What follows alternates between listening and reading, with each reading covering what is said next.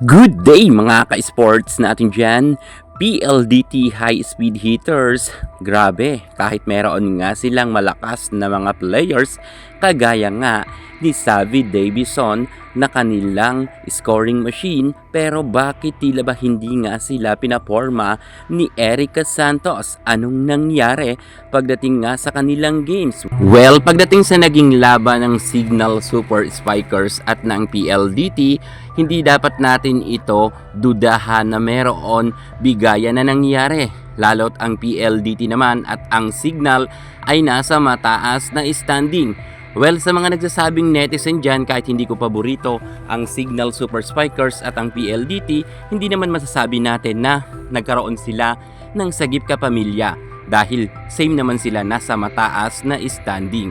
Pero kaduda-duda raw kasi dahil hindi man lang daw kasi nagkaroon ng kahit isang set na panalo ang PLDT. Well, siguro sa tingin ko naman ay pinaghandaan talaga sila ng Signal at baka nga dito ay nagulat ang PLDT kung kaya kahit sabihin natin na malakas na team ang PLDT ay natalo nga sila ng Signal Super Spikers. Well, pag-uusapan naman natin ngayon kung sino-sino ba ang mga players na hindi nga masyado nag-shine, hindi masyado nakapuntos or nakaambag nga sa kanilang team kung kaya sila natalo. Sino ba ang mga players sa PLDT na medyo off nga ang kanilang nilaro? Pero syempre, alam naman natin na ang PLDT ay malakas ito. Pero titingnan natin ang kanilang kakulangan kung bakit sila natalo ng Signal. Pero bago lahat, kung bago ka muna sa aking channel, subscribe na, click ang ating notification bell para lagi kang updated sa lahat ng issues sa volleyball. Susunod na!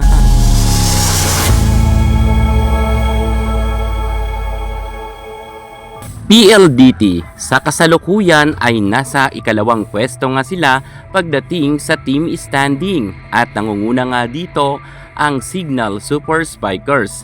Ang dalawang team na ito ay same lang nga sila ng management, sister team ang dalawang namamayagpag ngayon pagdating sa team standing.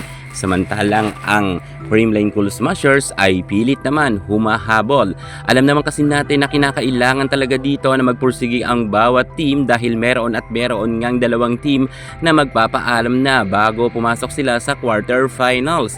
At talagang naninigurado ang ibang team na kinakailangan na nasa mataas silang standing bago nga magtapos ang prelim.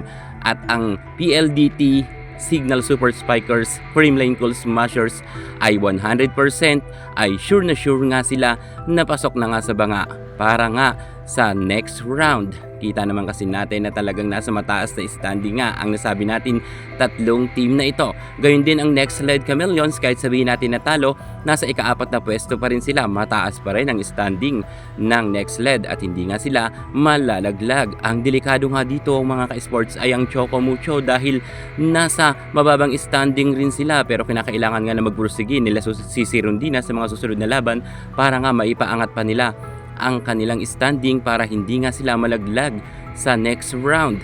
Well, ang PLDT muna ang pag-usapan natin dito at ang Signal Super Spikers. Ang bardagulan nga nila na tila ba talaga kaduda-duda sabi ng ibang netizen. Well, hindi ako nagdududa dito dahil siguro nakatuon talaga itong si Vanny Gandler, lalong isip, at ito ngang si Acuña sa kanilang laban.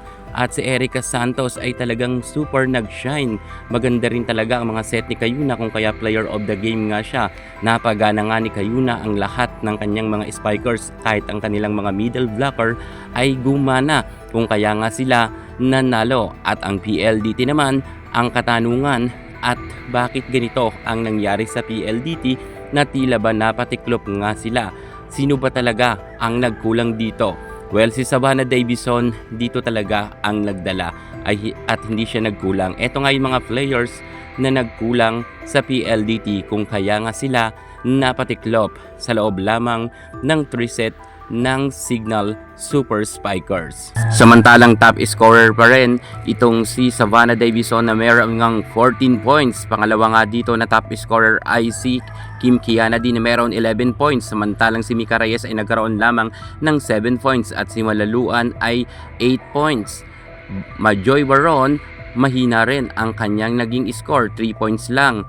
Samantalang nagkaroon naman ng ambag si Kim Fajardo ng 1 puntos, pero Jovelyn Frado ay nagkaroon lamang ng 2 points. So yan nga yun, mga players na nagkulang, yung mga nabanggit natin na hindi nagkaroon ng double digits.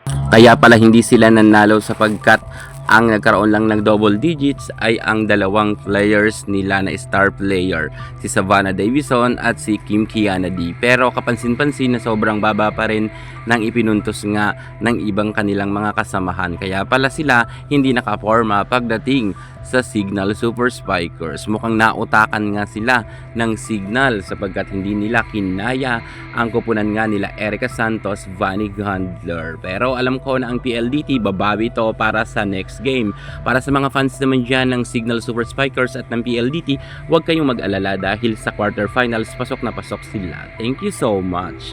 God bless.